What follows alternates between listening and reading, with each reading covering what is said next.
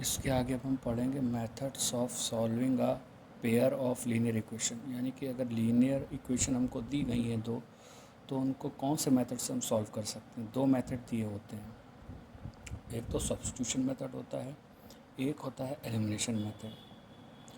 Substitution method का मतलब क्या होता है कि जब दो वेरिएबल दिए होते हैं एक्स और वाई, और इक्वेशन भी हमारे पास दो होती हैं, तो हम एक इक्वेशन से एक वेरिएबल की वैल्यू को फाइंड करते हैं। एक वेरिएबल की फॉर्म में उस इक्वेशन को चेंज कर लेते हैं, दूसरे वेरिएबल में उसको हम वैल्यू को पुट कर देते हैं, और इसी सब्स्टिट्यूट करने की वजह से इसको सब्स्टिट्यूशन मेथड कहा जाता है। दूसरा होता है एलिमिनेशन मेथड। एलिमिनेशन मेथड में एक वेरिएबल को एलिमिनेट कर दिया जाता है, तो उसको कहा जाता है एलिमिनेशन मेथड। अब एग्जांपल से समझेंगे कि क्या होता है सब्स्टिट्यूशन मेथड और एलिमिनेशन मेथड। पहला है, हमारे पास दो इक्वेशन दी गई हैं, अब इसे हम सब्स्टिट्यूशन मेथड से सॉल्व करेंगे। x plus y equal to 14, x minus y equal to 14। तो हमने इक्वेशन 1 लिख ली, x plus y equal to 14, और यहाँ से y की वैल्यू निकाल ली, y equal to 14 minus x. और जब y की वैल्यू 14 माइनस एक्स आ गई है, तो इसकी वैल्यू हमने y की इक्वेशन नंबर 2 में रख दी। इक्वेशन 2 क्या थी हमारी, x minus y equal to 4। तो x माइनस और y क्या है हमारा, 14 माइनस एक्स इक्वल टू 4।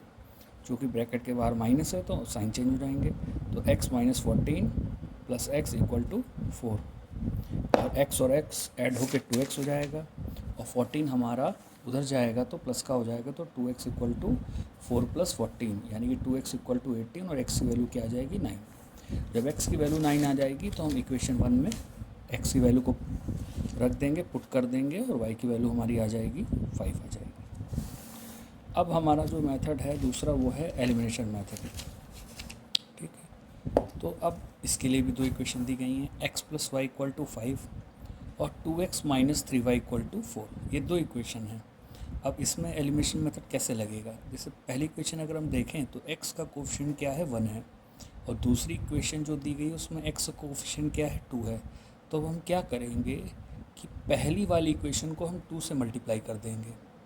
क्यों कर देंगे, क्योंकि हमारा कोफिशिएंट जो हो जाएगा दोनों इक्वेशनों में x का कोफिशिएंट क्या हो जाएगा, सेम हो जाएगा, और जब सेम कोफिशिएंट हो जाएगा तो हम दोनों इक्वेशन को सब्ट्रैक्ट कर देंगे, तो हमारा x वेरिएबल जो हो जाएगा वो क्या हो जाएगा, एलिमिनेट हो जाएगा।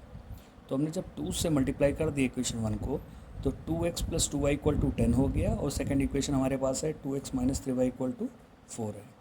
जब हमने सब्ट्रैक्ट किया इक्वेशन 1 में से 2 को, 2x plus 2y equal to 10, 2x minus 3y equal to 4, जब सब्ट्रैक्ट करेंगे तो साइन चेंज हो जाएंगे, 2x प्लस का 2x माइनस का 0 बचा, 2y हमारा प्लस का है और 3y भी प्लस का है, तो 2y plus 3y equal to 5y, और 10 में से 4 गया 6, तो y की वैल्यू क्या आ गई, 6/5। और जब y की वैल्यू 6/5 आ गई तो इक्वेशन 1 में हम y की वैल्यू को पुट कर देंगे, तो x plus 6/y equal to 5, x equal to 5 minus 6/5, LCM लेंगे तो हमारा आएगा x इक्वल टू 25 माइनस 6/5, या x इक्वल टू 19/5। तो इस तरह हम linear equation in two variables को दो मेथड से सॉल्व कर सकते हैं। जो दो मेथड हैं वो हमारे सब्स्टिट्यूशन और एलिमिनेशन मेथड हैं।